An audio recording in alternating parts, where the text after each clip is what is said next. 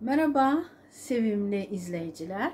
Ben Leyla Panahlı 2025 Nisan ayı burç yorumları söylemek için sizlerle görüşe geldim. Benim sevimli yaylarım ve yükselen burcuna yaylarım. Bakalım göre Nisan ayında bizi neler bekliyor. Biz Nisan ayını tabii ki de güneş tutulmasıyla karşıladık ve öyle dahil olduk. Mart ayının 29'unda güneş yayların oldu tam da elə bil ki 5. evinde sevgi, aşk, çocuklar, eğlence, mutluluk, şans evinde ve biz güneş tutulmasını orada olarak dahil olduk yeni ayla beraber 20 Nisan'a dek.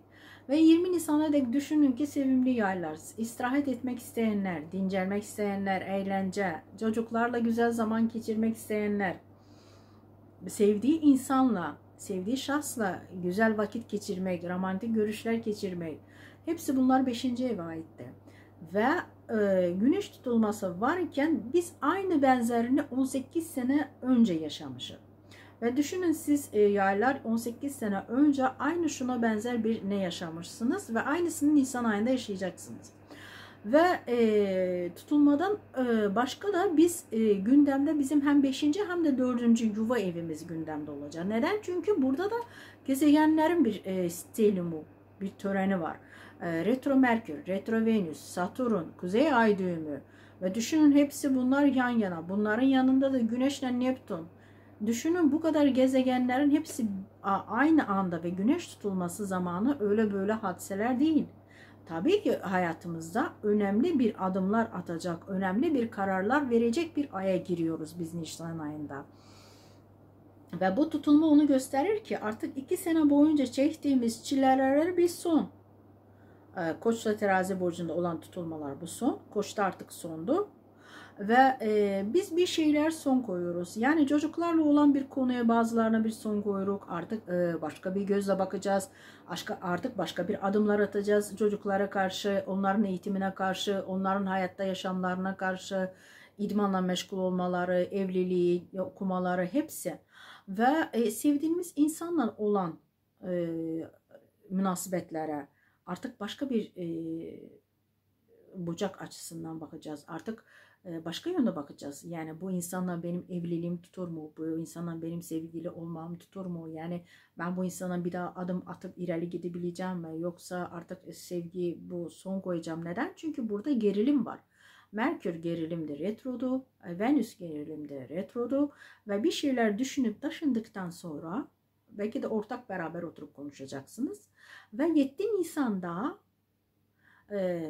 Balıklar burcunda Merkür düz yönde gidecek. Ne? Sizin yuva evinizde. Söylediğim gibi sizin hem 5. hem 4. yuva evinizde o gerilimler var. Sizin eşiniz olabilir, sizin kocanız olabilir. Ve artık birbirinizi anlamıyordunuz. Bu 2 ayda siz gerilim yaşadınız. Sizin sevdiğiniz insanla, kocanızla, eşinizle ve bu arada da 1'inden 13'üne kadar çok güzel zamandı. Yarım kalmış işleri düzeltmek, konuları düzeltmek, oturup münasebetleri diplomatik olarak çözmek ve evraklar varsa evraklar toplamak, evle bağlı belki de evi tadilat oldu, tamirat olundu, bir değişikliği oldu, bir dizayn değişikliği oldu. Belki başka bir eve siz taşınmaya karar verdiniz. Şimdi Nisan ayında taşınacaksınız. Şöyle bir şeyler evle bağlı. Ve 13 Nisan'da da Venüs gezegeni retroydu. O da düz yönde Balıklar burcunda ilerleyecek. O da sizin yuva evinizde. Ve düşünün evinize bir huzur gelecek. Bir küçük de olsa mutluluk gelecek. Belki de bir bebek dünyaya gelecek. Belki de bir torun dünyaya gelecek. Belki de sizin ailenizde olan bir nasıl söyleyeyim neyse bir toplantı olacak, bir kimse doğum gününü ve neyse mutluluğunu yaşayacaksınız. Neden? Çünkü 5. ev gündemde de. Belki bebeğinizin nişanı da evladınızın nişanı da bir bebek dünyaya gelir. Belki evladınızın evladı dünyaya gelecek ve torun sevinci, mutluluğu yaşayacaksınız. Şöyle bir şeyler olabilecek. Belki de evladınız bir idmanda iyi bir madalya kazanacak ve onun mutluluğunu hepiniz ailede yaşayacaksınız. Güzel bir şeyler olacak ve onun mutluluğunu yaşayacaksınız siz evinizde. 13 Nisan'dan sonra ve məhz 13. günü de Terazi burcunda ay belirlenecek. Tam da sizin eğer 5. evde güneş varsa 11. evde ay belirlenmesi olacak terazi burcunda. Bu da dostlar evidir. Sizin arkadaşlar evidir. Sizin hayallerinizin gerçek olduğu bir evdir. Ve orada ay belirlenmesi bir işin, bir arzunuzun hayata geçecek, yerine yetecek ve o iş bitti, yekunlaştı, tamamlandı demektir. Ve o iş mesela bitti ve olabilsin ki dostunuz sizi düğüne davet edecek veya siz dostlarınızı öz kendi düğününüze davet edeceksiniz. Kendi mutlu gününüze davet edeceksiniz ve orada herkes sizin etrafınıza toplanacak ve böyle bir mutluluk yaşayacaksınız ayın 13'ü günü.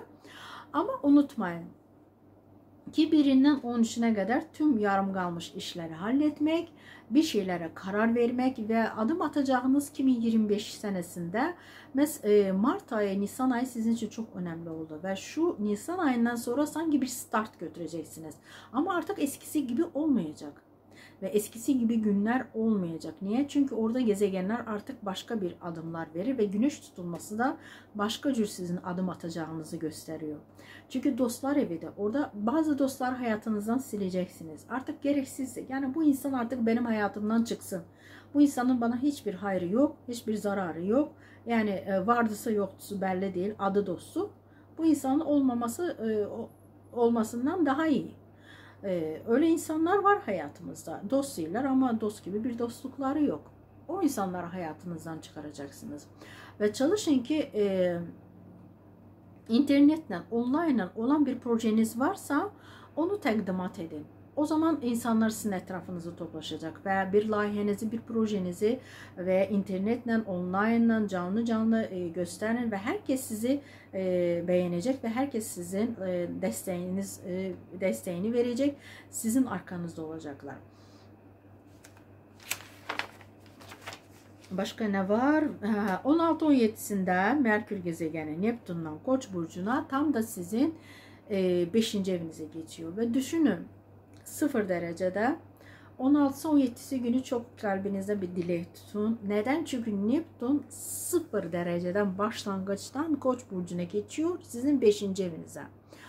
O arzular evidir, şans evidir ve Neptün de sonsuz bir hayal edemeyeceğin bir sonsuz bir mutluluk getirir, sonsuz bir fantazi bir yaşam getirir ve 14 senelik oraya misafir olarak sizin 5. evinize gelir. 14 sene orada olacak sizin 5. evinizde.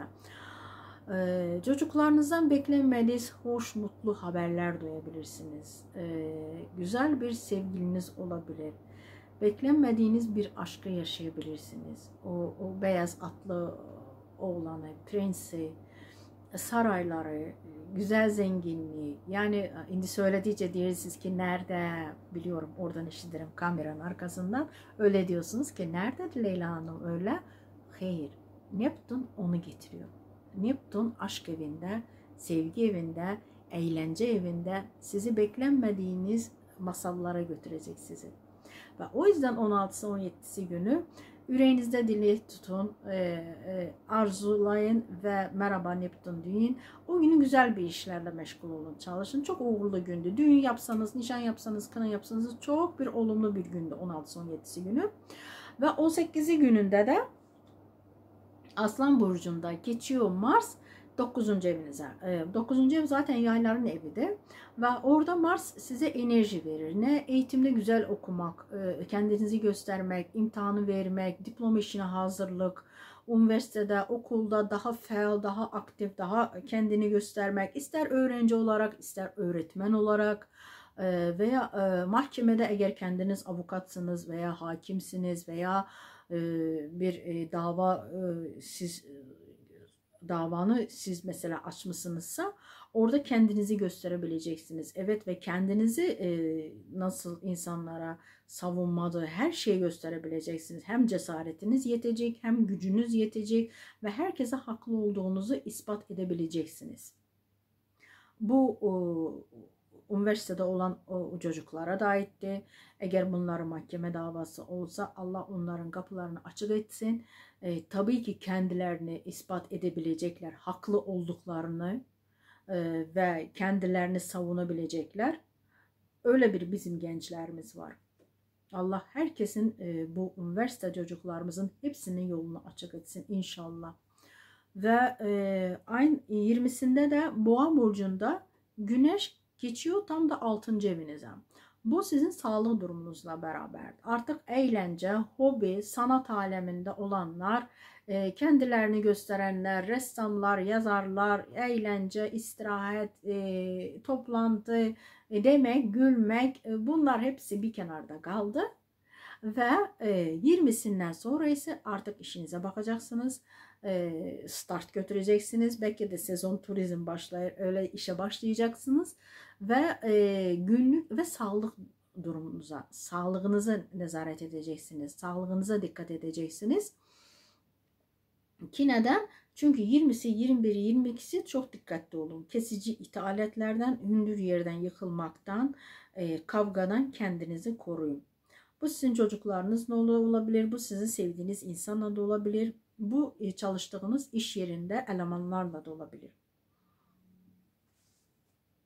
Ve 27'sinde Boğa burcunda yeni ay olacak. Bu da 6. evinizde.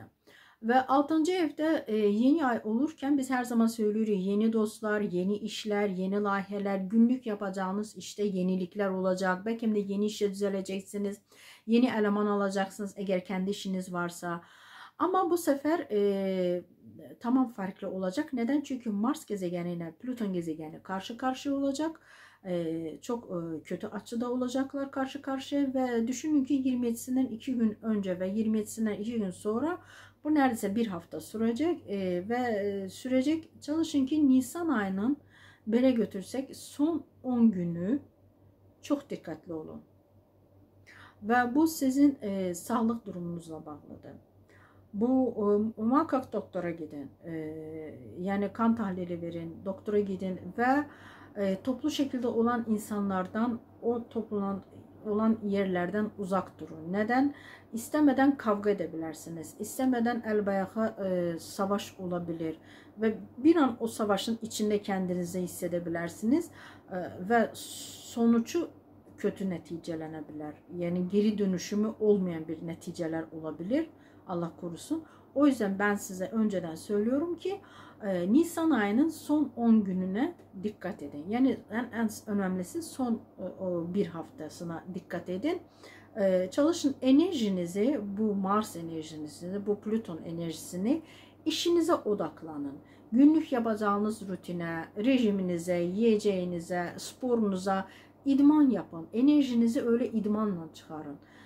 Namaz kılın, yani dualar edin, zikredin. Çalışın ki böyle bir şeylerle enerjinizi yönlendirin ki o kötü o hadiseler sizden uzak olsun. Neden? Çünkü Mars'la Plüton karşılığını biz yeni yıl başlayanda biz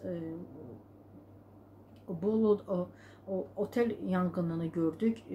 Allah şehitlerimizi rahmet eylesin ve o hadiseleri biz yaşadık. Yani bir daha öyle bir hadisenin içinde kendimiz olmamak için yine söylüyorum, toplu insanlardan uzak durun ve felaketten uzak durun. Bak belə, ben Leyla Pənahlı, kanalıma abone olmayı unutmayın. Sevimli yaylar, sağ olun, Allah'a emanet olun, kendinizi koruyun.